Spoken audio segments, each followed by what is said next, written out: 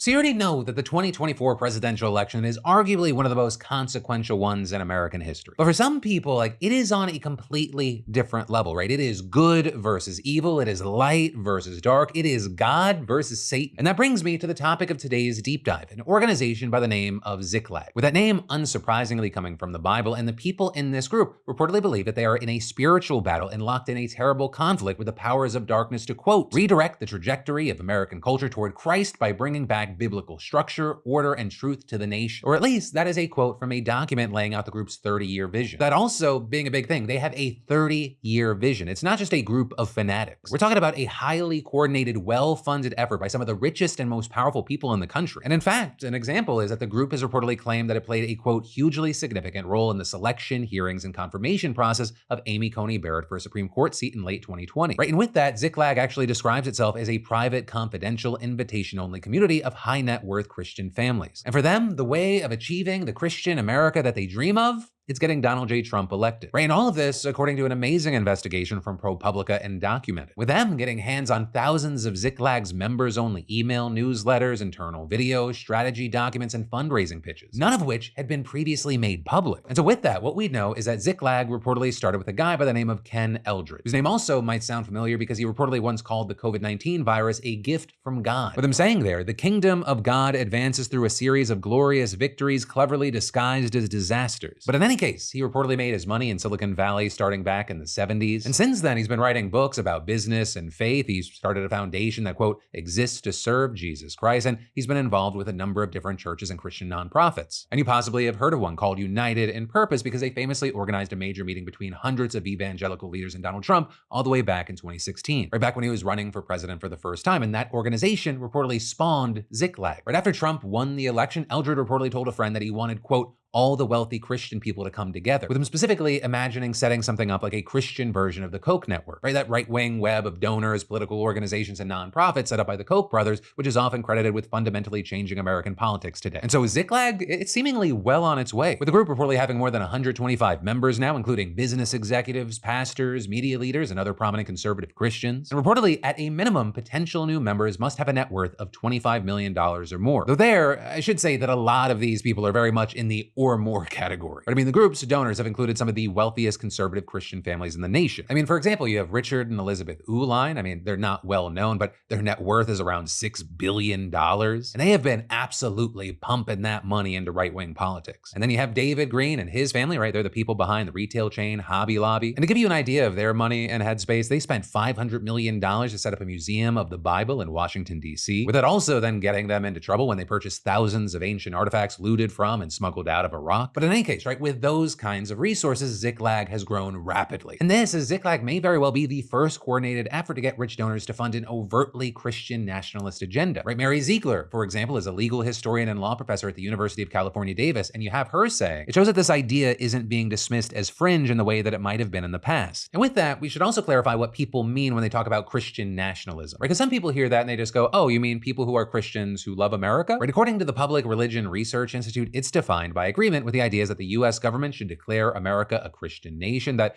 American law should be based on Christian values, that the US will cease to exist as a nation if it moves away from its Christian foundations, that being Christian is essential to being American, and that God has called Christians to exercise dominion over all the areas of American society. And notably, by that definition, true adherents to Christian nationalism make up only 10% of the population. But of course, with what they want to do, it would affect everyone. And so with that, let me introduce you to Lance Wallnau. He is a Christian nationalist, and to be clear, that is not me saying that, that's him. People say, oh, Lance, I don't know, you sound like a Christian nationalist. Yes, I am a Christian nationalist. And he's not just any Christian nationalist. He is one of the most influential figures in the movement. And in addition to being all that, he's a pretty diehard Trump supporter. And he's actually one of the first major evangelical leaders that endorsed Trump back in 2015. With him then, just a year later, publishing a book entitled God's Chaos Candidate, Donald J. Trump and the American Unraveling. And still all these years later, he has not stopped campaigning for Trump. Right? And when he speaks, he is blurring the line between preaching and political activism. Unless you learn how to mobilize and how to move in at a local level,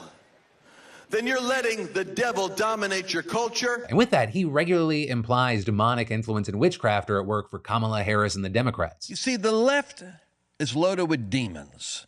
And those demons project on everyone else what they secretly are all about. I don't think it's people anymore. I think you're dealing with demons talking through people. And honestly, just warning you now, there is a rabbit hole that you can fall down with this guy just saying the most outrageous, racist, sexist, homophobic, and just otherwise wild fucking shit you can think of. But what's really scary for a number of people is the fact that this guy isn't just supporting Trump, he's rubbing shoulders with it. Right, last November, for example, he went to a black tie gala event at Mar-a-Lago, with also people like Mike Pence, Ted Cruz, and other current or former members of Congress reportedly appearing at ZLAG events. But then, beyond all that, this is about more than just preaching or networking. Right, back in 2013, Wallnow published a book that popularized an idea, at least in Christian nationalist circles, known as the Seven Mountain Mandate. Right, and that is basically a framework wherein each mountain represents a major industry or aspect of public life. But for example, 3 of them being government, arts and entertainment, and education. And notably, the Seven Mountains, unlike some others, is a revolutionary model. Right, and that's according to Matthew Taylor, an expert on Christian nationalism at the Institute for Islamic, Christian, and Jewish Studies. With him saying that the idea is that, quote, you need to conquer these mountains and let change flow down from the top. And adding, it's an outlined program for Christian supremacy. And that's what we see with ZLAG, right? I mean, let's look at the education mountain, for example. One of ZLAG's leaders said in 2021 that their goal is to, quote, take down the education system as we know it today, which many have connected to Donald Trump saying he wants to shut down the Department of Education. Then for the arts and entertainment mountain, they want 80% of movies to be rated G or PG and have a, quote, moral story. They also want people working in the industry to operate under a biblical moral worldview. And then finally, right, that government mountain, that's a big one for ZLAG. Right, and according to one document, they believe that, quote, the biblical role of government is to promote good and punish evil, and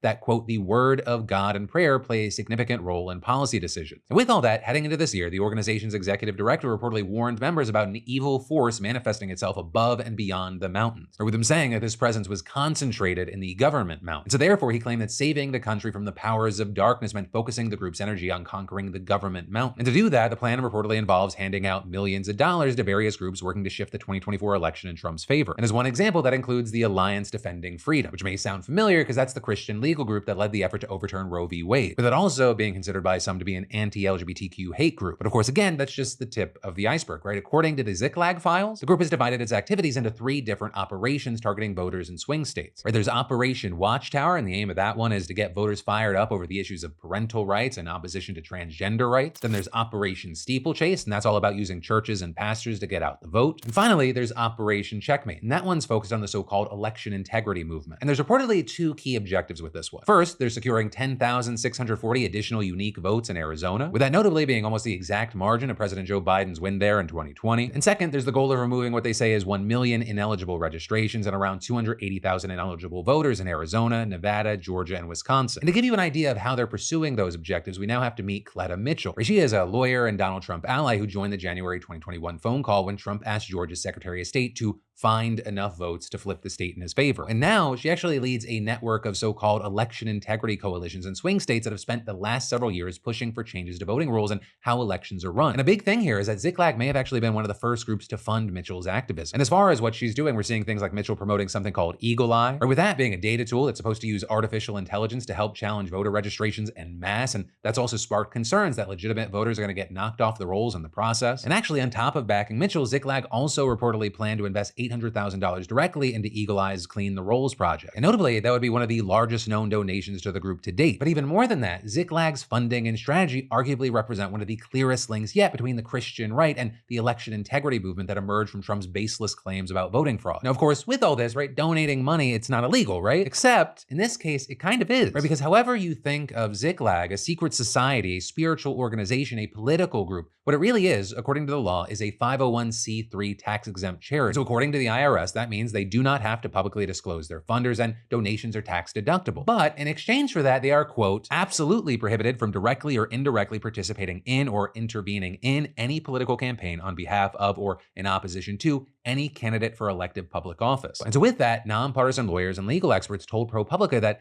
ZLAG might be violating the law or at least pushing the envelope. For example, a professor at Catholic University's Columbus School of Law saying that the investigation casts serious doubts on this organization's status as a 501 501c3 organization. With also another professor, this one from Notre Dame, arguing it's across the line without a question. But in the meantime, the damage may have already been done, right? The lies and the hate that they've helped fuel, they're not going anywhere. And of course, the big thing is that ZLAG is just one of a dozen different entities that could move the needle on this election. But regardless, right, seeing this type of religious extremism anywhere near mainstream politics, I mean, for most of us, that's at the very least an alarming trend. And if you are not a fan of that, it's something that should light a fire under your ass. So here is your friendly reminder: go to vote.org or vote.gov, make sure you're registered. And if you're not registered, get registered to vote, then look into early voting, come up with a voting plan, and get out there and do something. Because remember, you, your friends, your family, whoever around you may not fuck with politics, but if you do not do something, politics will fuck with you. 30-year game plan, secret society kind of fuck with you.